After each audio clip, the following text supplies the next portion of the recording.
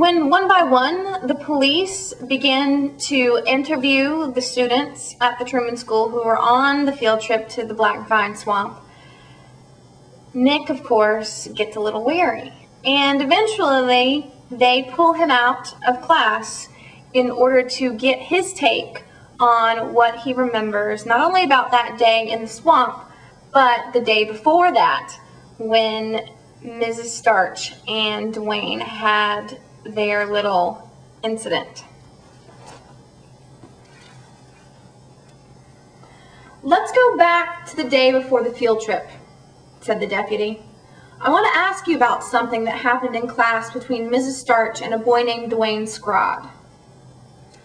Nick felt the muscles in his neck stiffen. "She pointed a pencil at him, and he bit it in half." "Didn't he also threaten her?" "What do you mean?" The deputy said, "Some of your classmates remember Dwayne saying something like, 'You're going to be sorry,' and then Mrs. Starch saying, 'Is that a threat?' Do you recall that conversation?" Nick recalled it quite clearly. He also recalled worrying that Smoke might be serious. Nick felt uneasy telling this to the deputy because he couldn't be sure what Dwayne Scrod had meant. But Nick's father had taught him to always be truthful, no matter how hard it might be. "Mrs. Starch told Dwayne to write 500 words about pimples," Nick began. "That's no joke." The deputy obviously had heard about the essay from the other students because she displayed no reaction. Nick went on. Then Dwayne said something like, "You'll be sorry, whatever." He was mad. Kids say all kind of stupid stuff when they're mad. The deputy took a few more notes. "Does Dwayne have a nickname?" She asked this question as if she didn't already know. "Smoke," Nick said. "Why do they call him that?" "Because that's what he wants to be called." The deputy glanced up. Some of the other students said it's because he's pyromaniac, because he likes to mess with fire. "I don't know, we don't hang together," said Nick. "But you've heard that rumor, right?" Nick could sense that the deputy wanted him to say that Dwayne was a nutcase. "I thought you wanted me to stick to what I saw and what I know," he said. "I didn't think you were interested in rumors." The deputy raised her eyebrows. "Sometimes rumors turn out to be true, Nick." "Can I go to class now?" She said, "That wildfire at the Black Vine Swamp wasn't really a wildfire. It was arson." "What?" "The investigators called it a controlled burn. Whoever set the fire also dug a trench line on the other side so it would burn itself out. They knew what they were doing," the deputy said. Nick was dumbfounded. The deputy tapped her pen lightly on the clipboard. "Do you think Dwayne would ever try such a thing to get back at Mrs. Starch for what happened in class? Light a brush fire to freak her out and spoil the trip?" "I have no idea," Nick said honestly. In his mind, he was replaying the glimpse of that tannish blur in the cypress trees, the panther that turned out to be a human. Maybe it was Smoke. Nick kept his thought to himself. He needed to go home and look at the videotape of the swamp prowler again. The deputy went on. "Dwayne was pretty angry about that assignment, wasn't he?" "Sure," Nick said, thinking, who wouldn't be angry? Mrs. Starch had totally humiliated the guy. "Were you aware that Dwayne got in trouble once for burning down a construction trailer out near Immokalee? He was only 10 years old when it happened," the deputy said. "Another time, they caught him torching a billboard on the interstate, using mops dipped in gasoline.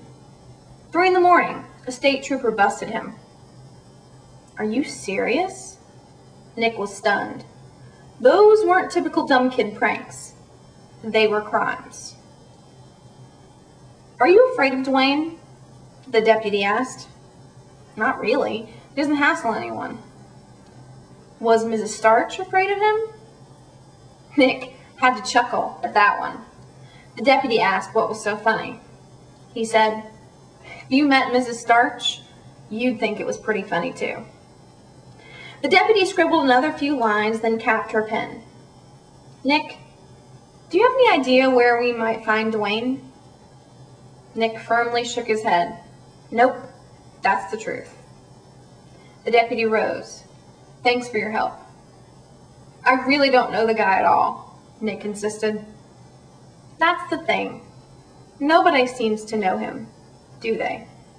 She opened the door and motioned for Nick to leave. When Dwayne doesn't come back to school, the police officially name him as a suspect in the fire, and then the school principal declares that Mrs. Starch has not, in fact, disappeared, but left town for personal reasons. Nick believes at that point the case has been solved. But when he catches glimpses of a strange man driving Mrs. Starch's Prius around town, he knows that something else is going on. In order to distract himself from some things that are going on at home, Nick's dad is serving in Iraq. He's fighting there, and he and his mom haven't had any communication from him in a while, and it makes them nervous. So Nick decides to focus all of his attention on Mrs. Starch's and Smoke's mysterious disappearances. Nick is convinced that even though Smoke is a tough guy with a history of burning things down, he's not the one responsible for burning the swamp. Nick sets out to prove that Smoke is not guilty.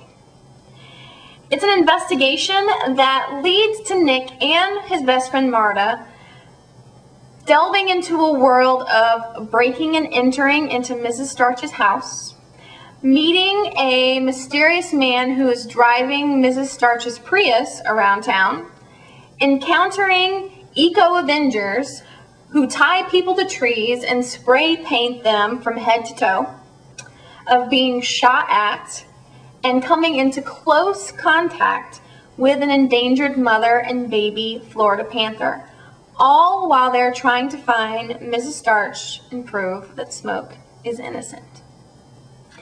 Being a mystery novel, there are many questions to answer. Will Nick's dad make it back from Iraq? What does Mrs. Starch really keep in her house? Who's the mystery man driving around in Mrs. Starch's Prius? What did Nick catch on camera out in the swamp? Who started the fire at the Black Vine Swamp?